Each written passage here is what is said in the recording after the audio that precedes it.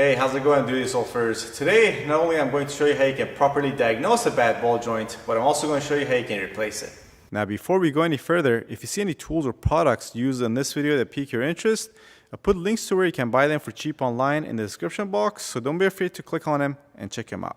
Alright, so as you just saw, this car makes a squeaking sound whenever you turn the wheels back and forth. Now, interestingly enough, that squeaking sound is not the most common symptom of a bad ball joint. Now, some more common symptoms of a bad ball joint are going to be a clunking or a popping sound coming from your wheels when you drive over little potholes, car pulling to the right or to the left.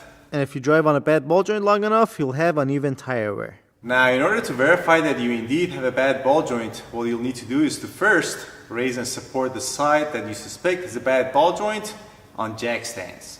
And next, you want to grab your wheel at the 12 and 6 o'clock positions and rock it back and forth and look for play.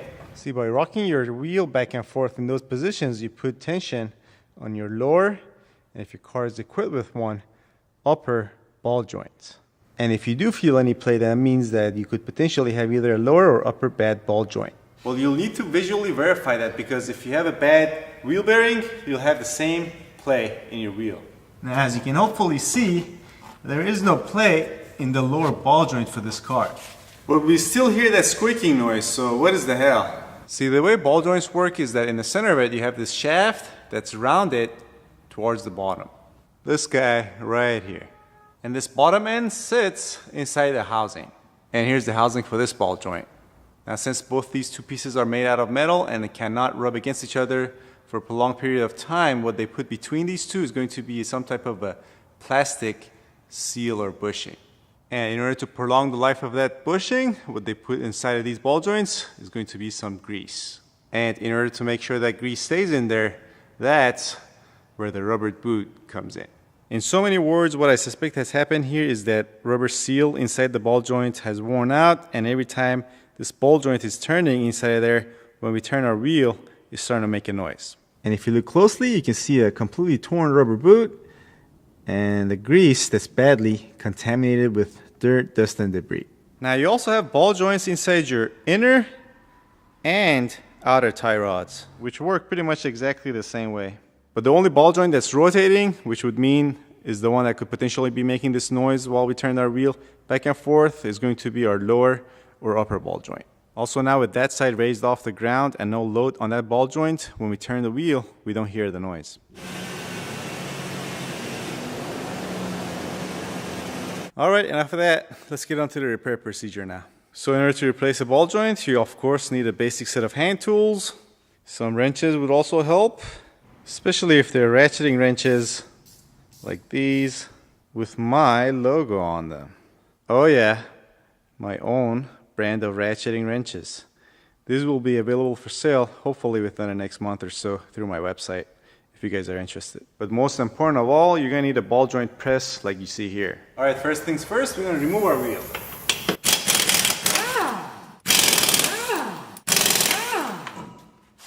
Alright, next we're going to remove our brake caliper with our brake caliper bracket. So we'll be removing these two bracket bolts, one up top, as you can see here, and another one lower on the bottom.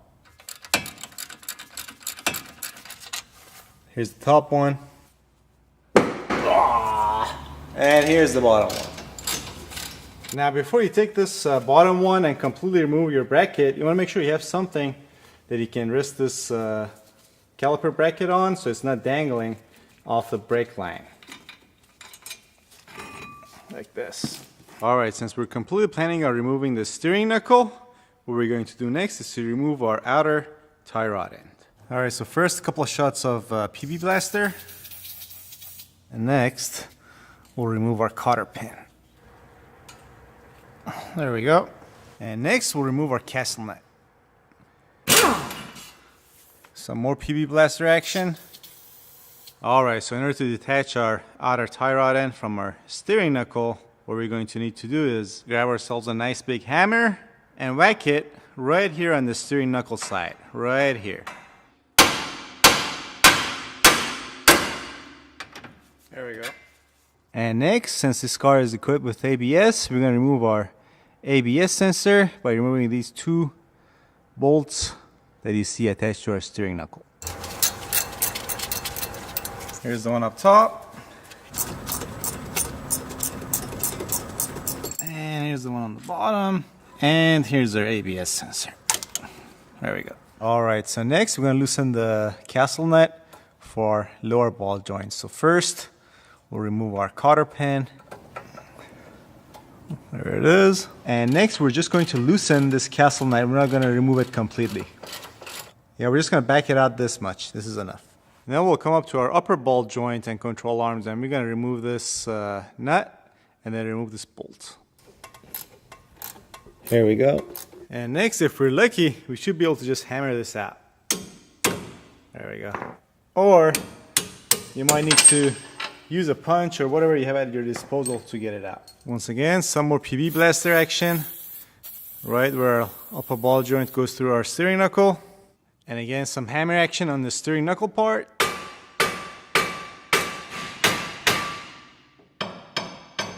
There we go. And then we come on the bottom, and then more hammer action.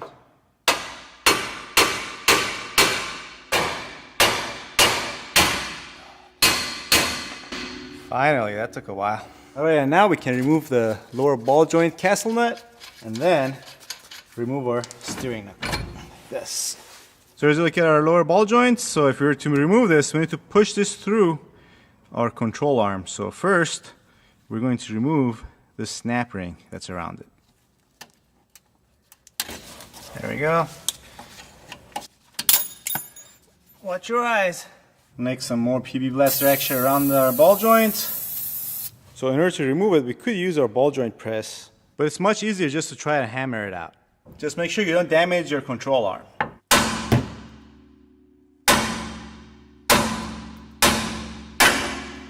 Also, if your lower control arm is not supported, like is the case in this case, by our shock and also our stabilizer bar and link, make sure you put your jack underneath it so as you're hammering, this doesn't move down. Alright, next we'll clean the area with some brake clean.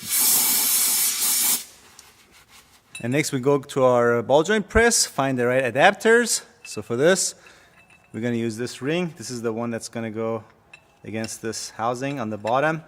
And then this is all going to go on the bottom portion of the press, and we're going to get it on the bottom and try to push it up through this hole inside our control arm. So these are going to go like this on the bottom of the ball joint press, and once we're sure it's centered, it's going to go here. We're going to get another adapter, and then when we put our adapter here and start screwing this in, that's going to push this through our lower control arm. There we go. Now I couldn't find the right adapter, but luckily I have a large enough socket that I can use. Alright, next, by using our ratchet, we're going to run this down. You just want to make sure you go nice and slow, just in case that thing starts binding, you can back it out and try again.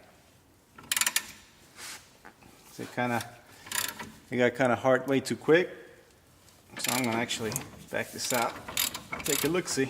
As you can see, the left side is coming up a little bit further than the right side, but I don't think I have much of a choice since I don't have the right adapters, and this thing is just not going to go in super even. I'm just going to see if I can force it through, and then once it gets all the way to the top, it will hopefully even out on its own. If not, we'll figure something out, I'm sure. Alright, time to break out the big guns.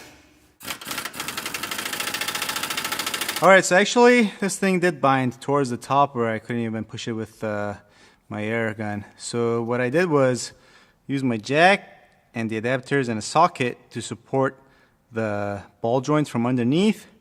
And then when the ball joint was supported with the jack, I came up here and tapped on this end where it was not going as high as the other side. I tapped on the control arm side and pushed that down. And now it's fairly even. I should be able to use the press to get it in the rest of the way. Something popped.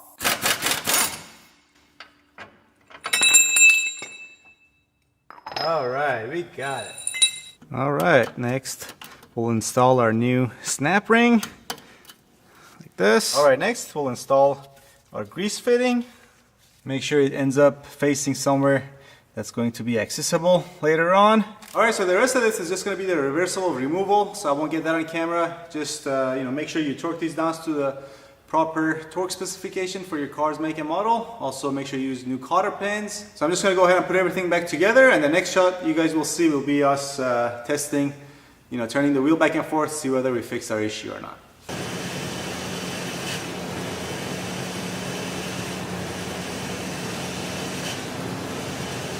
So there you have it, folks. That's how you can properly diagnose and replace a bad lower ball joint.